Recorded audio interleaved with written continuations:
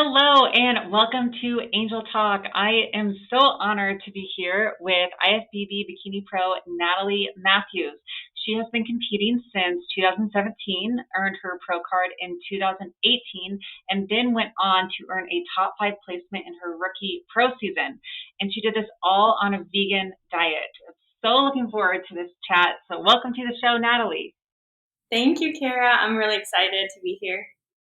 Yeah, we're so excited to have you because I really want to dive into the vegan lifestyle because that's something that not a lot of professional athletes do, but it is becoming more common. And I know there are a lot of questions about how you do it and some of your recipes. So I can't wait to share all of that knowledge with the listeners.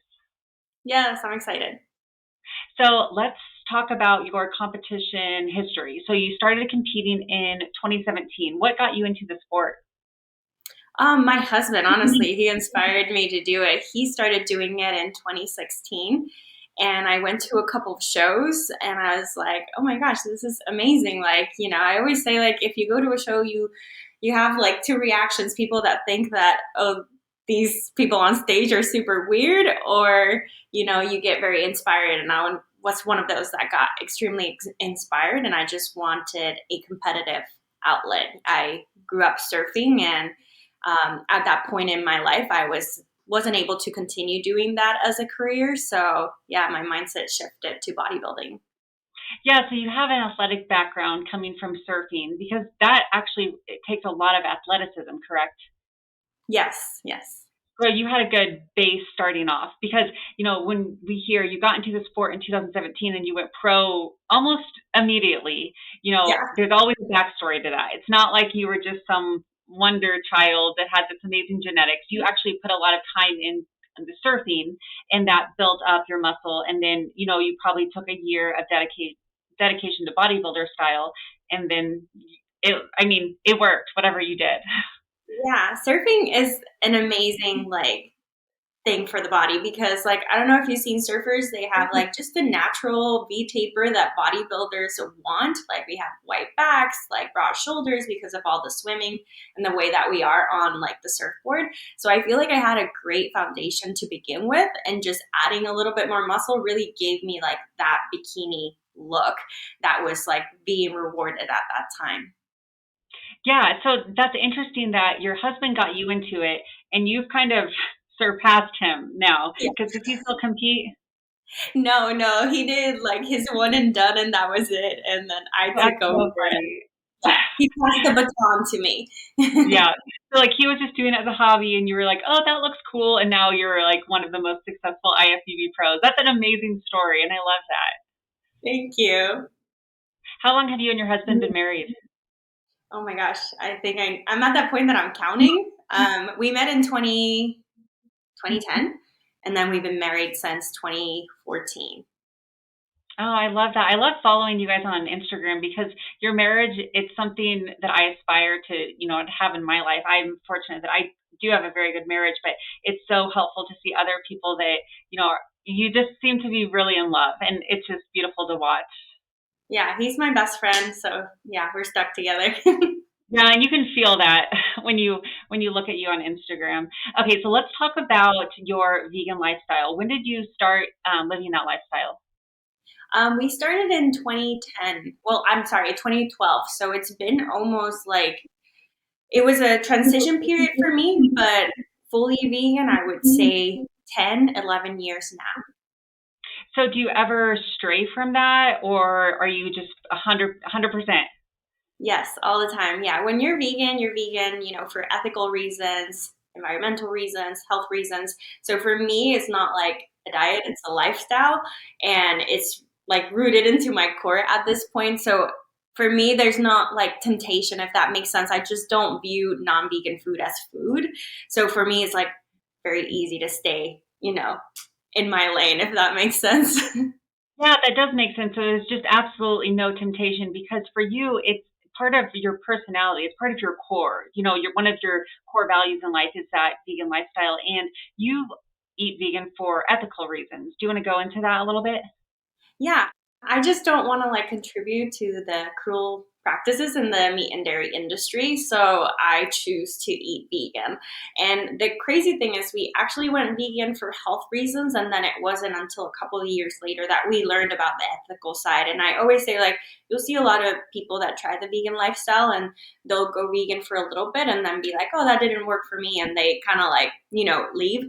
And I feel like usually it's because they just adopted the diet part, not really the lifestyle, and they really didn't understand like what it is all about. But it's really about choosing compassion over, right now we live in a world where we have so many options. Like, so we can choose that vegan option over the non-vegan option. Okay, I love that. Choosing compassion over, and then how did you end that sentence? Over Choosing like the compassion. non-vegan option, basically. Yeah, I love that.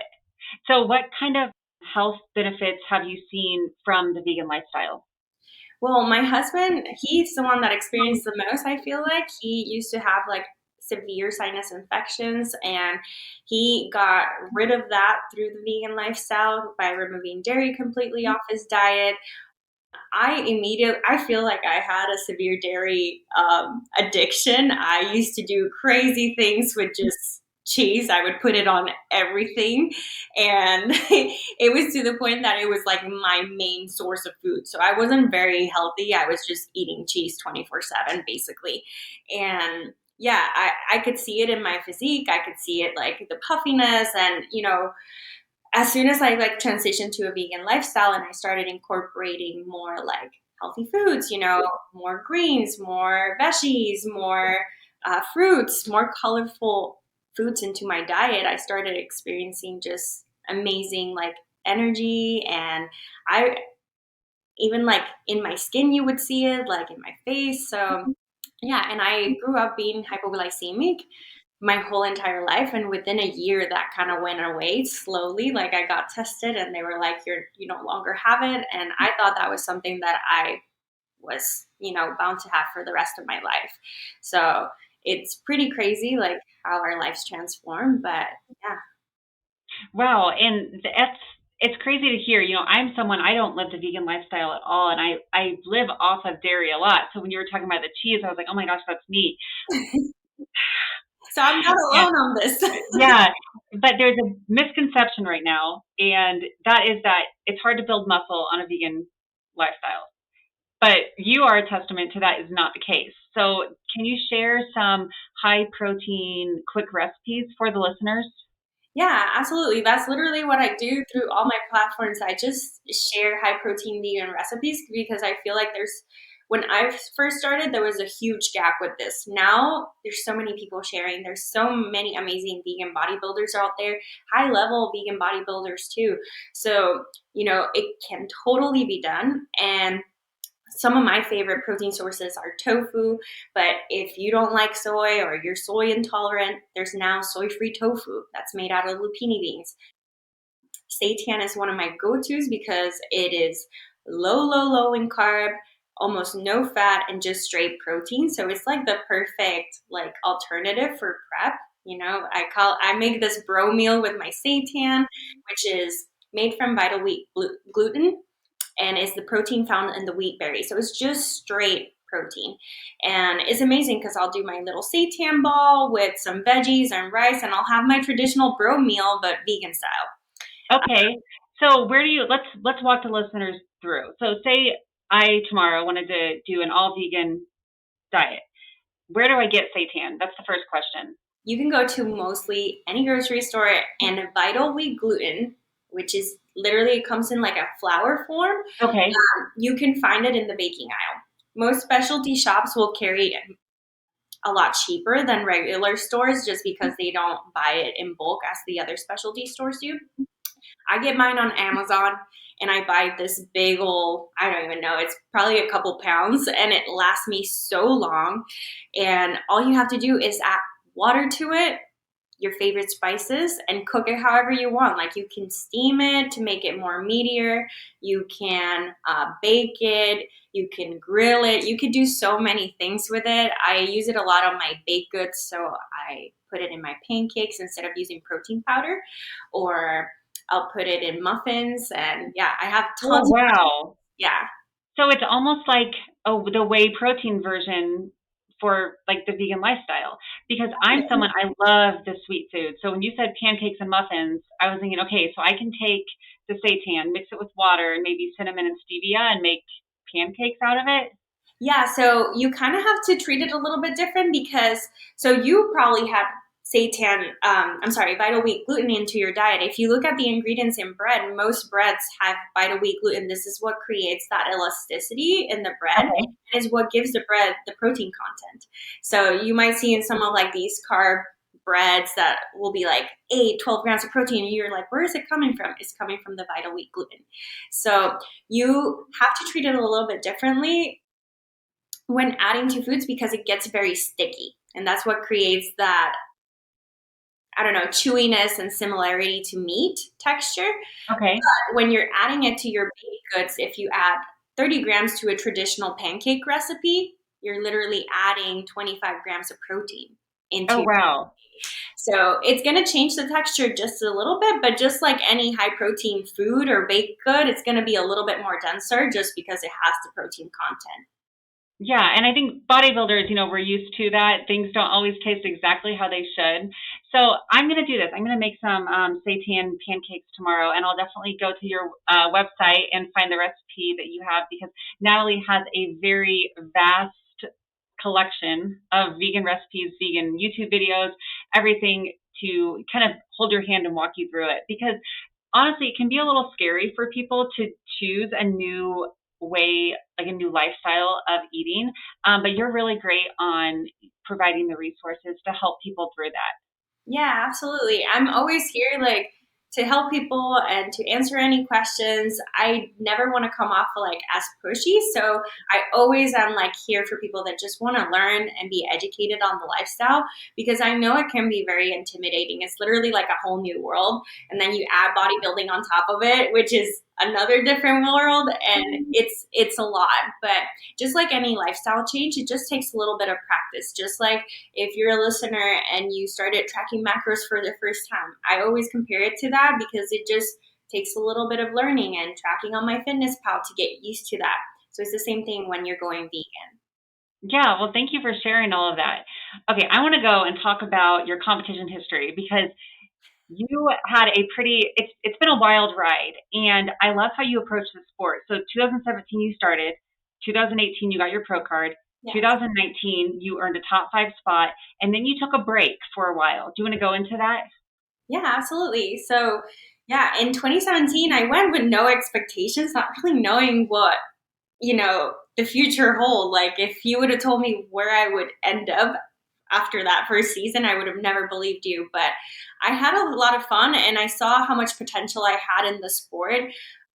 I did, when I decided to pursue bodybuilding, I did take a whole building season before I ever stepped on stage. So that was really helpful and something that I really like voice out to girls because a lot of people see us on stage and they're like, I want to do that and I want to do a 16-week prep and be there. I took literally like 6 to 8 months to build a foundation in order to go for my first show. So I feel like that helped me a lot and to go that route. And obviously I had the foundation of the surfing. And then immediately went pro right after, which was honestly like the pinnacle of bodybuilding, like what Yeah. everyone wants. And I feel like it happened so quick. I wasn't even able to take it all in, but it was a wild ride. And then my first season as a pro went amazing. And I feel like it couldn't have gone any better. I kind of slowly worked my way up the ranks and follow like the judges' feedback, and I would try to apply it at every single show. And with my last show of that season, I placed fourth, and I was able to share the stage with Ashley Kaltwasser, and that was amazing. Like I was just so starstruck. I remember like I'm in that call out. What? And yeah, I decided to take a year off season after that to come back with an improved physique. But then life had other plans for me. 2020 happened, and that's when I wanted to come back. And during that year, I was, I had a lot going on, just like everybody else in the world. And I just started a business. I just purchased a gym, and the world got shut down. So this huge monetary investment weighed a lot on me, and I added prep on top of that. So that season didn't go as planned. It wasn't my favorite season because I was just not mentally there. I was just kind of like very stressed, and I think it showed in my physique. So then after that season, I was like, okay, I have to come back better. I just have to bring my best. And I know that sport has evolved so much that all I can do is control what I bring. So I decided to take a 2-year off season to build.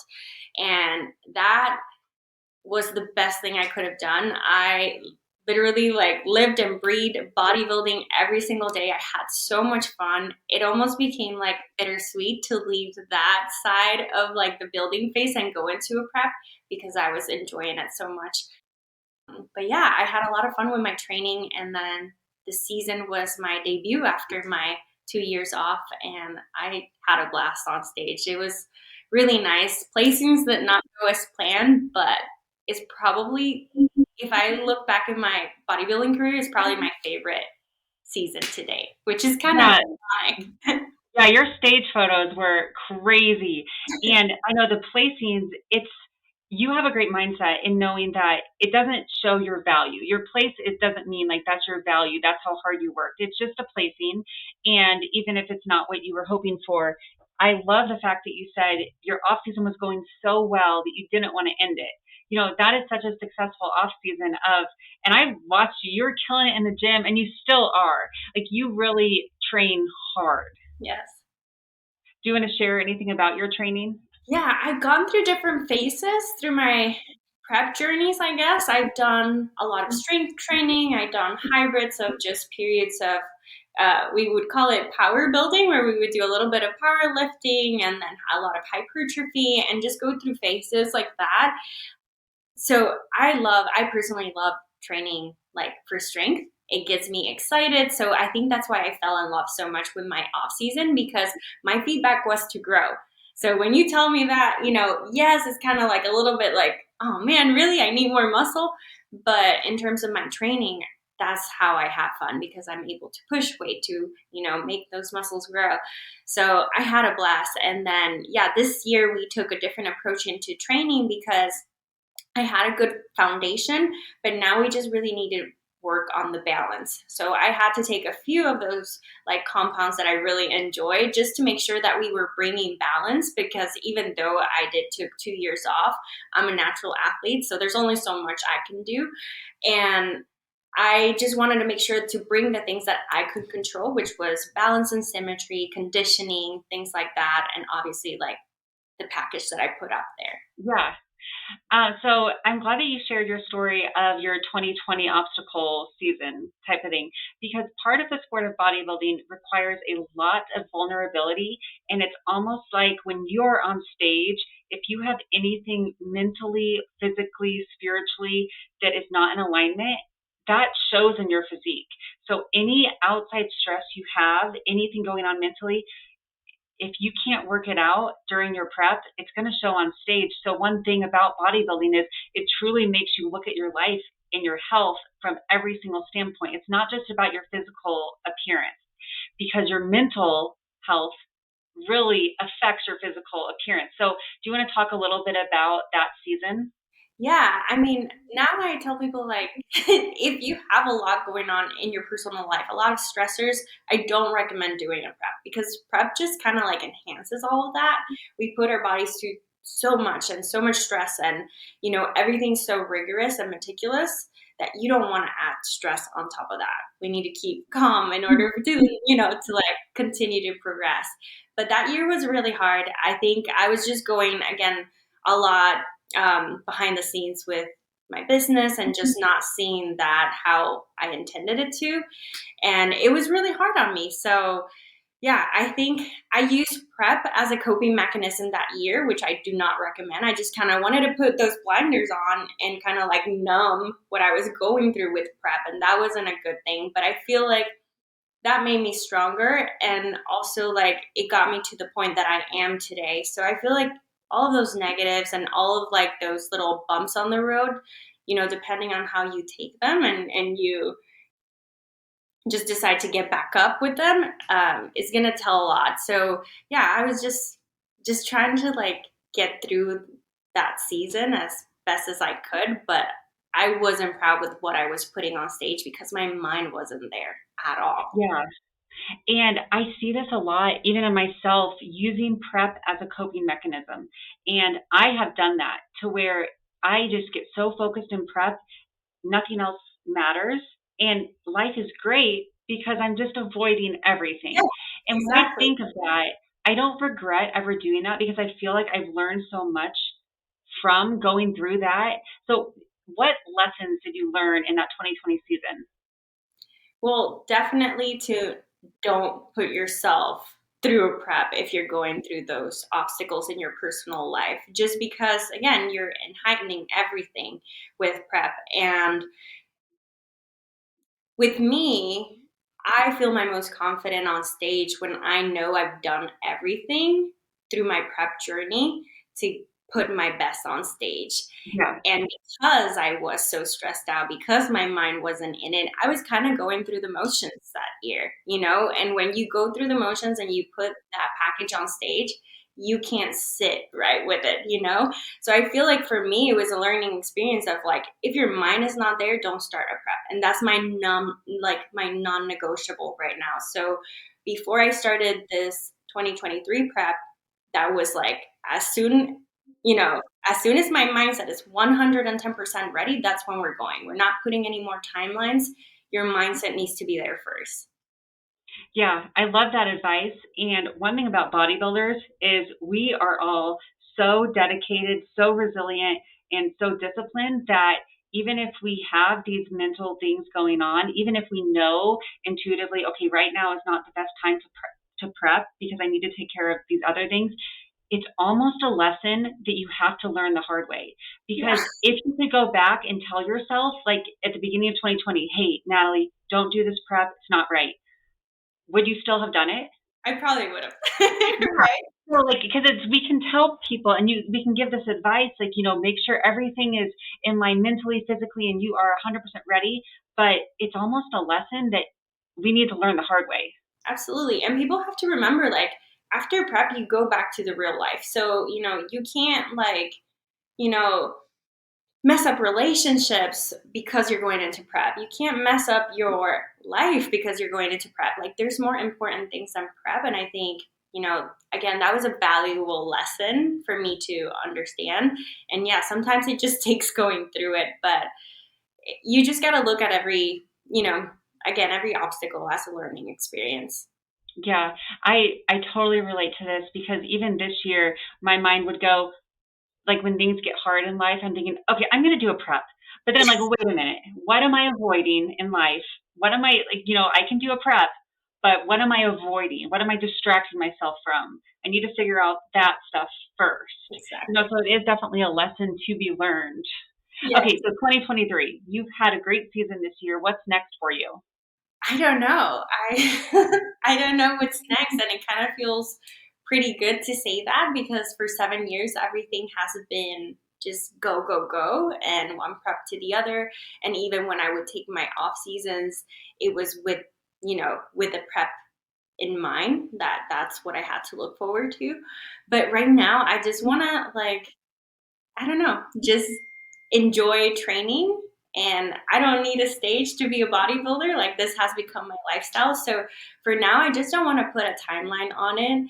And I guess I'll be back on stage whenever the time is right, whenever I feel that tug again. And I feel so at peace with this last season. What I intended to do with this season was just bring my best. And I'm so happy with how I was able to present that on stage that I think, yeah, I'm just happy just taking a season for Natalie, which it's something that I haven't done in a while and maybe not focus so much on the extremes of like, we have to build, build, build and cut, cut, cut. Just kind of stay in the middle and enjoy fitness. And yeah, that's kind of what Oh, I'm wow. planning. I Yeah. really love that. There's just no timeline. You're letting life play out. I mean, life is beautiful. We just have to let it unfold to however it unfolds and go from there. So I see you all over on YouTube and Instagram. Where can people find you to, order your cookbooks and learn your vegan lifestyle and things like that? So I'm on Instagram, it's Fit Vegan Chef, and on my website you can get all my cookbooks. It's fitveganchef.com. And on YouTube, which is my favorite platform because I get to do long form content, which is my favorite, and I get to connect with my viewers in a different way. That is Natalie Matthews Fit Vegan Chef. And yeah, if you type Natalie Matthews Vegan, I appear on the tab. So yeah. Yeah, and we'll link it down in the description box for everyone to see and follow along on Natalie's journey. So I wanted to ask you, what is the biggest obstacle you've overcome to get to where you are right now in life?